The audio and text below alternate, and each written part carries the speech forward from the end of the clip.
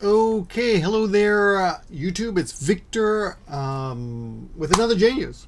And I'm really pressed for time, so excuse the unedited format here. What we're going to do is talk about a few things that I thought were interesting. Some of them are Japanese related, some of them are not. Here's one I'm kind of shocked at. I'm shocked in I guess a good way. I don't know if you heard about this. Georgetown is going to be offering preferred admissions to descendants of slaves it sold. I didn't think about that, but apparently universities back in the old days, private universities would sell slaves. And this is a Catholic university, which I also forgot. A lot of things I knew I forgot, you know. But yeah, apparently they sold 272 slaves back in 1838, which is coming up on 200 years ago. And they're going to try to, they're going to officially apologize for that. And they're going to offer preferred admissions. Now, it doesn't quite say about the money, you know, because even if you get admitted, it's pretty expensive. But they have something called a need blind system, and I don't know exactly what that means. If anyone knows what that means, let me know in the description there. I guess I could look it up. But yeah, need blind. They had Mr. Giglio. Digyoya said the school, that's a horrible name to pronounce. Digyoya said the school is not setting up scholarships for the descendants, but has need blind admissions that would provide any necessary financial aid. Need blind. Maybe it means they're colorblind. I don't know. Anyway, so that's the first one, and I want to give you a little vocabulary at the same time. The way to say slave is dorei. And there was a scandal a few months ago where a Japanese politician said something about, he was trying to pay a compliment, and he was saying something about we should be more like America, where they elect a slave to the presidency, something like that. It was ridiculous, but that's the top story. Not the top story. The story I'm interested in. Top story on Japan Today is that the government will lower the what's it called? The legal age of adults. Okay, you will officially be adult in Japan at 18. Now, just recently they started letting 18-year-olds vote, but now they're gonna. And in Japan, if you want to drink or smoke, you got to be 20. I think if you drive a car, I forget. I think it's 18. They're often surprised that 16-year-olds drive. And after meeting a few 16-year-olds, I'm often surprised I was allowed behind the wheel at 16. I remember when I was a kid, the drinking age was 18, and then as I got older, they raised it, and I was like, damn, you know. But in Japan, it's 20 for cigarettes and tobacco. And gambling, and they're going to keep it that way. But if you want to get married, they're going to lower it from 20 to 18, apparently. And they're going to let you sign contracts and things like that, which is kind of a problem because it means that there's a whole new field of people who can become victims, right? If an 18-year-old can start borrowing money, then some of them are going to, and there's going to be loan sharks and financial institutions who will target those people, the youngins. So it could be a problem. Apparently, over 200 laws are going to be affected by this. And the way to say adult, by the way, is otona, and someone who's not officially an adult is miseinen. And if you're interested in how you can look at these words up, if you know if you have a tangorin.com, if you happen to have the internet, you can just drop a kanji in there. See, minor, not of age. So it'll give you that. So even if you don't if you don't know the kanji, you can also type it out, miseinen, and you can find it that way. This is one of my favorite sites for finding quick. It's actually not a great. No, it's good, but there's a lot of words that are not on there. For example, the word that we're focusing on today, which is why I'm wearing my Trump t-shirt again. If you are a Trump lover, again, I'm just having fun. Some people get all their panties in a twist because I wear this shirt.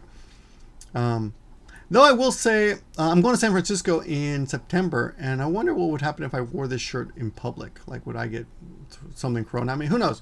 I should wear one and walk down the street, make a video, and then wear a pro-Trump shirt and walk down the street and see what happens. I'll be in San Francisco, by the way. September, say, 17th, 18th to 22nd, just 5 days. Going to visit the YouTube headquarters. Okay, on to our main story today and our Japanese lesson today. This is the way Trump is portrayed in the media. One of the top stories today on Yahoo Japan is this story, which says Bei daitōryō-sen, which by the way, the kanji bei there, I don't know if you guys can see that. Maybe I should blow that up. It'll be in the description. Bei is actually the kanji for rice, and it's the way we refer to America. Which you might seem ironic, but I believe it's originally, I've forgotten now, but I believe it has to do something with sound and not so much the fact that the Japanese think America is full of good rice. But anyway, bei is America, implies America, or indicates America, not implies, indicates America, and daitōryō means the president, and sen is a shortening of candidate, so he's the candidate, so presidential candidate, right there, bei daitōryō-sen. Bei daitōryō-sen, right? Toranpu. Now in Japan, they call playing cards whenever you have any playing cards. These are playing cards are not open. Here's some Japanese playing. I got weird playing cards. Japanese playing cards. Right? These playing cards are called trump. So when they don't say let's play cards. Let's say they refer to cards as trump, which is kind of interesting. Bei daitōryō-sen, but of course, in this case, it means Trump, the presidential candidate. Shi, whenever you have shi at the end, it's like Mr. So Trump-shi, nimaijita, no gaikō debyū. So nimaijita literally means two-tongued diplomatic debut. Gaikō is diplomatic. And our focus today is the fact that they're actually using this in the headline. I was impressed, impressed not necessarily in a good way, but I was like, wow, they're not holding any, I'm not pulling any punches. They use the expression nimaijita. If you look at those kanji separately, ni is two, mai is a counter for flat objects. One of the biggest pain in the asses in Japan is when you're counting things, you need to use a different counter depending on what object you're counting. And shita is tongue. They also say bero, a little more fun way to say tongue, bero. But when you put them together, it's not nimaijita, it's nimaijita. So the sh turns to a j sound. And how do we use it? First of all, you don't use it that much. If you want to say someone is basically you're saying he's a liar, right? If someone is a liar, you basically say usotsuki, usotsuki.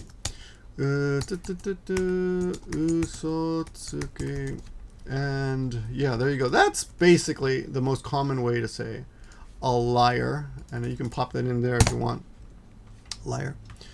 Sometimes said seriously, sometimes not, like Satsuki. Like, no way, you're lying.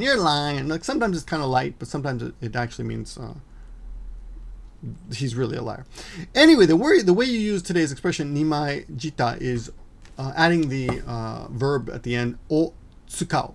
O is a preposition indicating the direction of the verb, and tsukau is to use. So if you're angry at someone, you say, Omae wa nimaijita wo tsukateiru. You're using two tongues. It's a little bit like forked tongue or two-faced, isn't it? So it's not that different.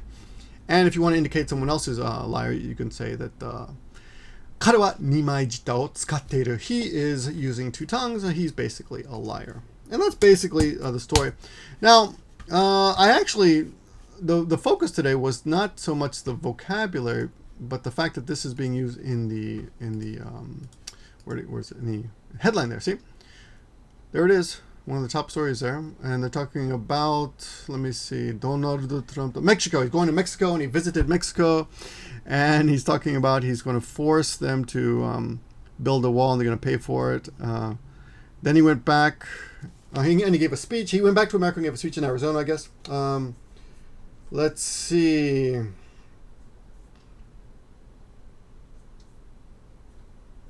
He showed that he was to use two-tongued. What is this?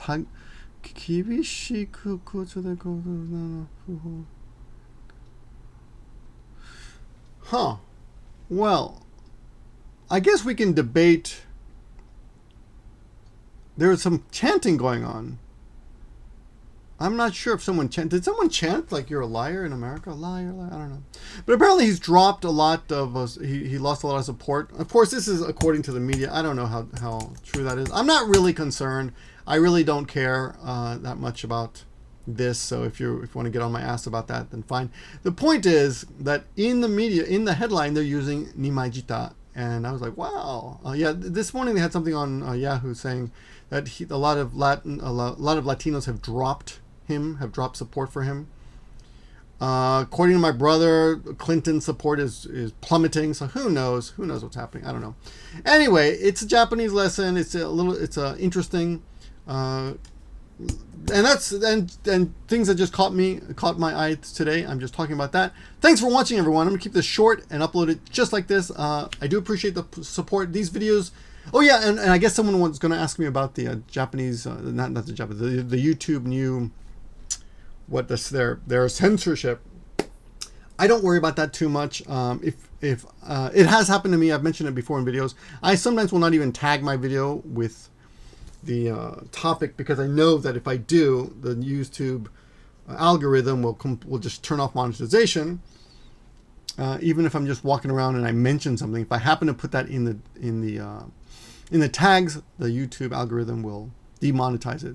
Now, if you do have people that you watch and you want to support them, then there are ways to support channels like buying T-shirts from those channels, like what's his name, Phil DeFranco, or Patreon, like I do, and quite a few other YouTubers do. So if you like the content and you want to help keep us uncensored, or you want to just support the channels that you do like, send them a little cash. It takes a lot of time to make these videos. Even this unedited video is going to take a bit of time, researching, etc. And you can support channels that way, and you can fight the powers that way. Okay, that's all I got for you today. Thanks for watching, everyone. And I'm off to Tokyo tomorrow to see all the other YouTubers and Creator Day in Tokyo and meet a bunch of people at the party. So, yeah, look forward to that. I'll talk to you guys soon.